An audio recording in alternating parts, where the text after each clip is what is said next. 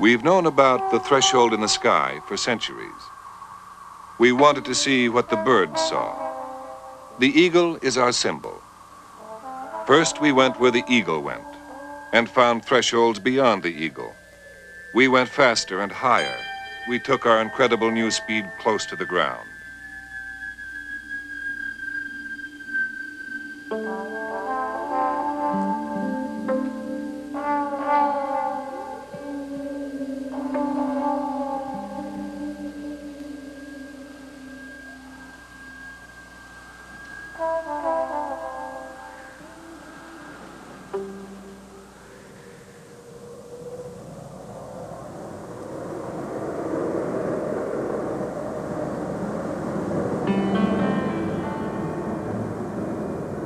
The threshold, the ultimate edge. No matter where we find it, that's where we must go. We all know the peculiar fascination of the threshold. Tell us to avoid it, and we ignore the warnings. That's the way it is. The edge of the cliff is where we will go. If we don't accept the challenge, we may never know what we can do. A threshold always asks the question, can you do this?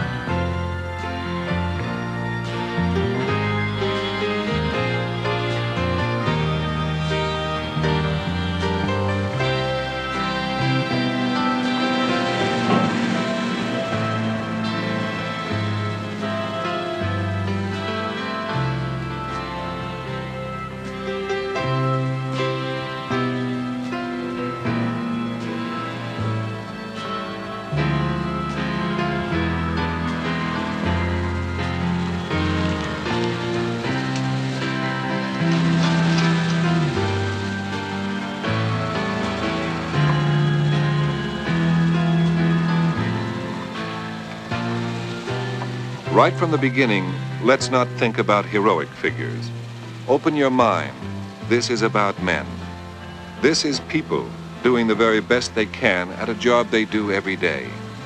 These are people no different in many ways from their fellows, except that they have lost at least one human habit, the habit of complacency. Aviation is so totally unforgiving. It has limits which we know and can describe, but it is so intensely human to seek the limits we cannot describe. Demonstration flying, the most demanding of all sports. There are only a dozen men in the world who play this game in this particular hair-raising way. Fewer than 100 who have ever played it. It's riskier than bullfighting or mountain climbing, and its skills involve a most extreme form of precision, which often shows up most clearly in emergencies which nobody anticipated. Everything you are about to see is the way it happens. Nothing staged, nothing faked. As you see it, that's the way it is.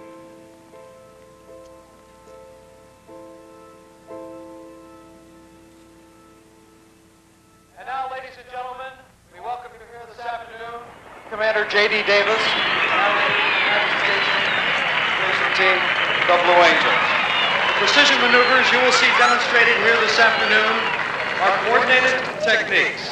These maneuvers might be flown from treetop level to 60,000 feet. But for the team, it is a continuous demonstration of their skill and training in a very low altitude environment. And now, ladies and gentlemen, if I may direct your attention on the ramp just before us.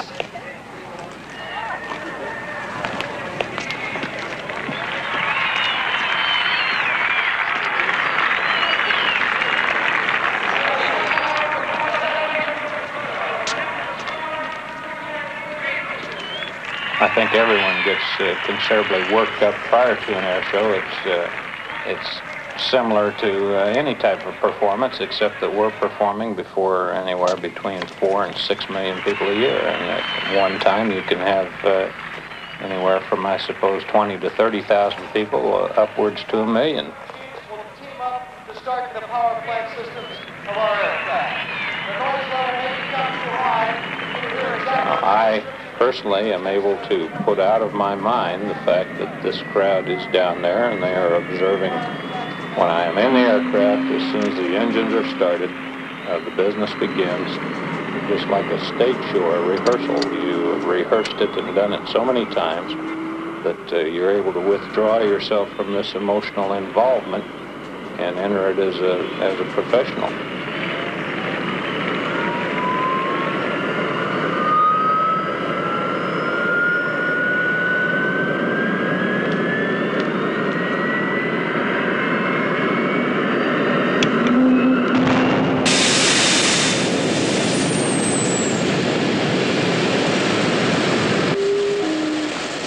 The main reason that you strive so hard to put on a good show, not only a good show, but the best show that you've ever put on. Each time that you appear is the whole essence of the Blue Angel tradition, and that you have had very, very fine teams go before you, and you'll have fine teams come after you, and it's the tradition of the whole thing that calls for putting on your absolute top performance each time you go out.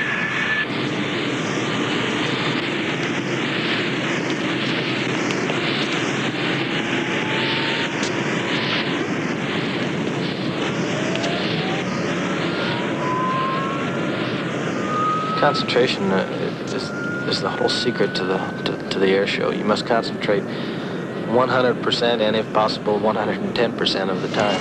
You have to continuously talk to yourself, continuously force yourself not to become complacent, to work as hard as you possibly can, and to accept nothing but perfection. I have the position where I have all the other airplanes in sight at all times, and the scary thing is when you see somebody starting to move, or if it's in turbulent air, you see somebody bouncing around a little bit. And when you look up at the wingtips, and you could say, well, if he moved much more, he might bump airplanes. We have a saying that we've never flown a perfect air show. We probably never will. So there's always something in an air show that you're not too happy with.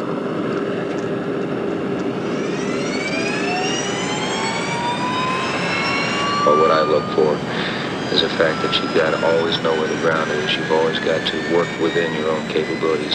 Never try to work outside of them. If the first time you do, you're going to bust it.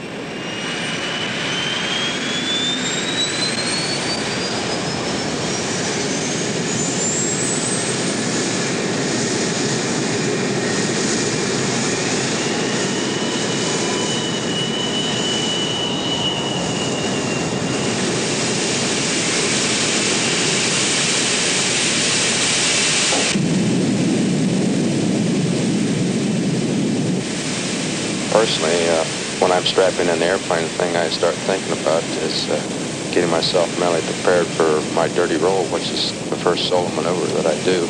It's probably the one that's most difficult. You're trying to do that maneuver low, but not too low. If you've trained right and you know what you're doing, you shouldn't really scare yourself that often. You shouldn't scare yourself every air show. It's maybe 1 in 5.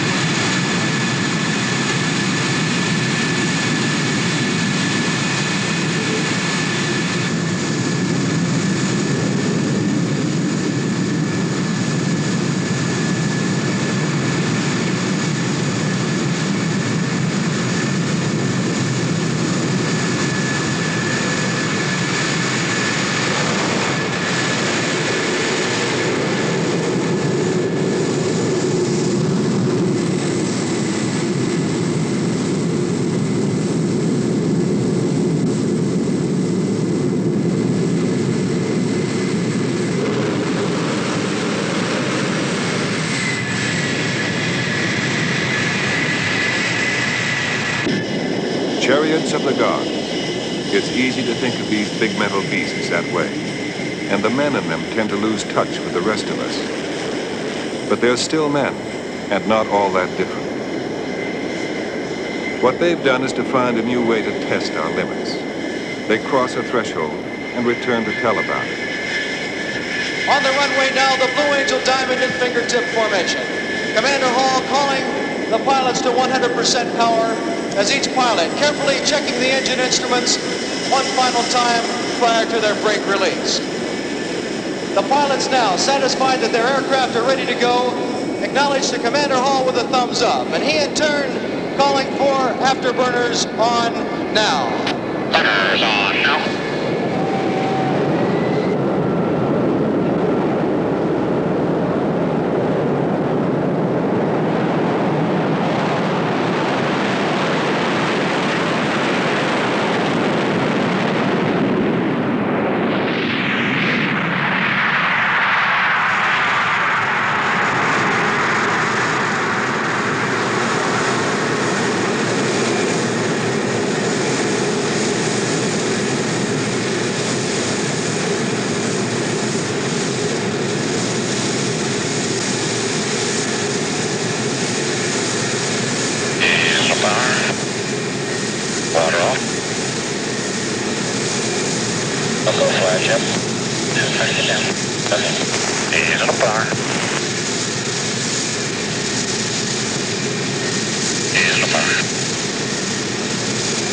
Burners off. Stand by for the brakes.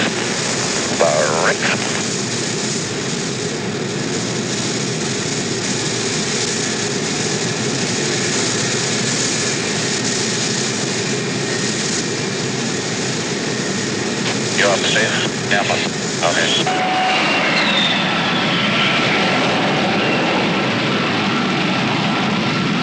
Meanwhile, ladies and gentlemen, back to our right, Blue Angel number 5. Watch carefully. Upon becoming airborne with the landing gear and flaps extended, Steve will roll that aircraft 360 degrees while airborne. You're on your back looking down at that runway thinking there's no way I'm going to make it. And then you pull out and you say, boy, I'm not going to do that again. And sure enough, the next day went right out and did it again.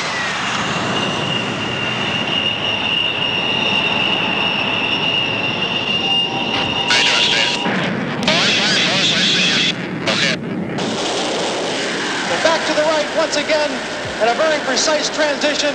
Watch carefully as Skip retracts the landing gear and flaps, accelerates his aircraft at 280 miles per hour, performing the very, very graceful Immelman on takeoff.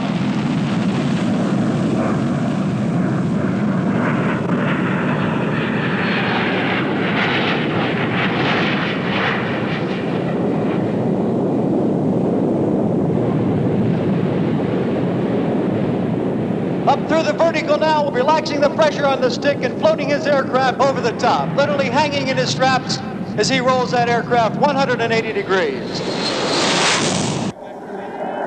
When we come off the high-performance climb, we come out of afterburner and we put the speed brakes out.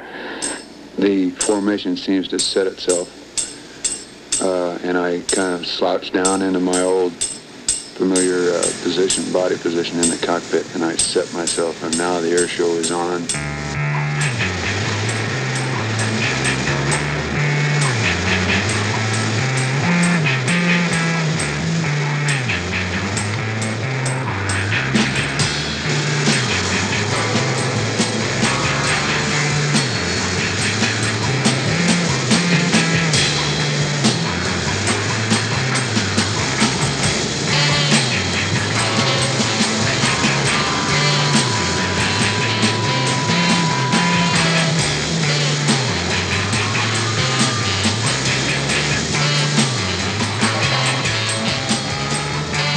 At only an altitude of 100 feet over the ground. A pass on the flight line to give you a real close look at the complete wing overlap and the 36-inch wingtip to canopy separation which exists in the Blue Angel Diamond.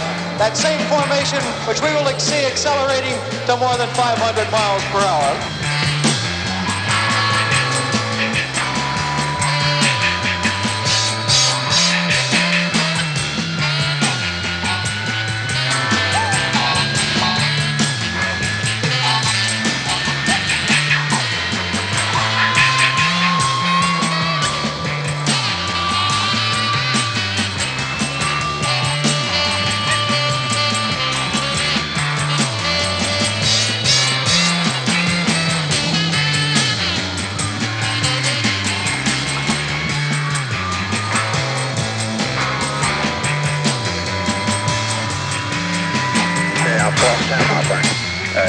Gotcha, Steve.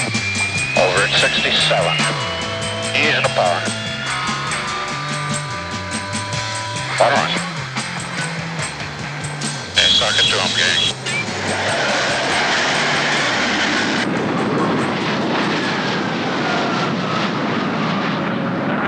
$250. You have to look outside again. 300. Be right on the outside edge, Ernie. Okay, 350. Hurry on my right, yep. Okay, Kevin, beyond the taxiway, ski. Piece of cake, boss. All right, ease the power at 400. Take it out, boss. Bring it down, bring it down. Yeah, I could hear all three of the other aircraft. We were no more than about 10 feet wingtip to wingtip on the boss, and I could see Jim and Kevin as they crossed. They weren't more than 10 to 15 feet above me. Pull it, Jeff. Pull it, Dave. Smoke off, right. Coming right, very nice. Coming off the flight line as you're breaking back towards the rendezvous, you're saying to yourself, well, that was good. That was damn good. Peace clear. Yes, clear. Attaboy, attaboy. And if you have a good cross off the opener, why then it's electric between the cockpits. Everybody realizes that they've got a good one going. And you kind of get the feeling in your mind, well, I've only got 23 more maneuvers to do. You know, don't blow it now. I got to get it going. Okay, take it down just a little bit. Little bar. Little yep. Let's hit it. More than 500 miles per hour as they streak for that single point of crossing just on the flight line before us.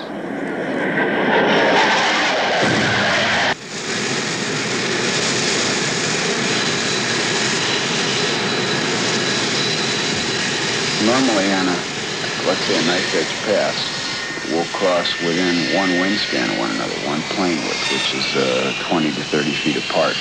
But occasionally, if the visibility is exceptionally good, we have one another in sight quite a long ways out. Especially on a knife edge, we may cross within 2, 3, 4 feet of one another. Oh, good collision effect. You just missed a good collision effect then.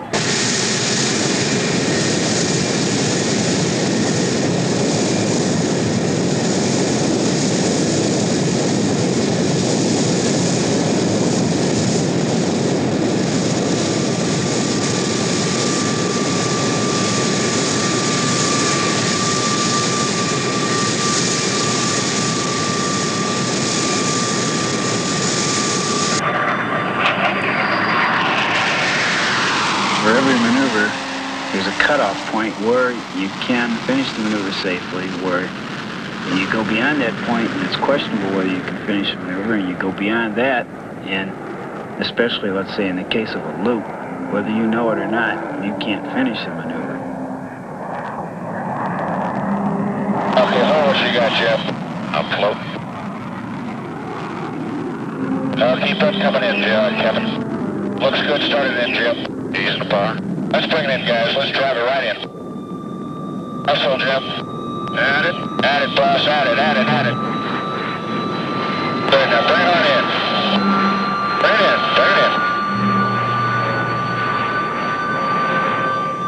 Looks good. Right on in. Okay, boss, take it out of the weeds. If you watch an air show that is done correctly, it looks like it's something that is so easy that anyone can do it. This is one of the things that we find with the new people coming aboard. They cannot fly smoothly 2 to 4 feet from another aircraft. They don't realize that that is total and utter concentration, blocking out all else. That little world that they live in is a little spot on that aircraft that's about 3 inches wide, and they must remain in that spot at all costs.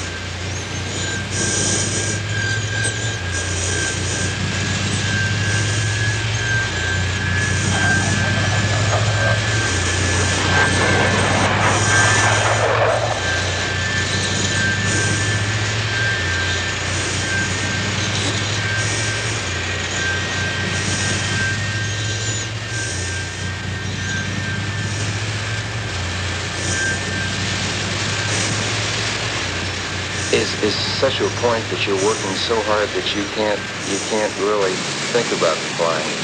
You're just sitting there looking at a wingtip, hanging on for dear life, and saying, "Okay, I've got to do this right, and look out, the wing's coming down," or Jim or Kevin are getting a little bit out of position, to call them up back into position, start thinking about the next maneuver, talking to the boss about whether the air is too rough, we ought to ease it out a little bit, or the terrain, whether we're flying too low at the bottom of maneuvers. You don't think about the flying.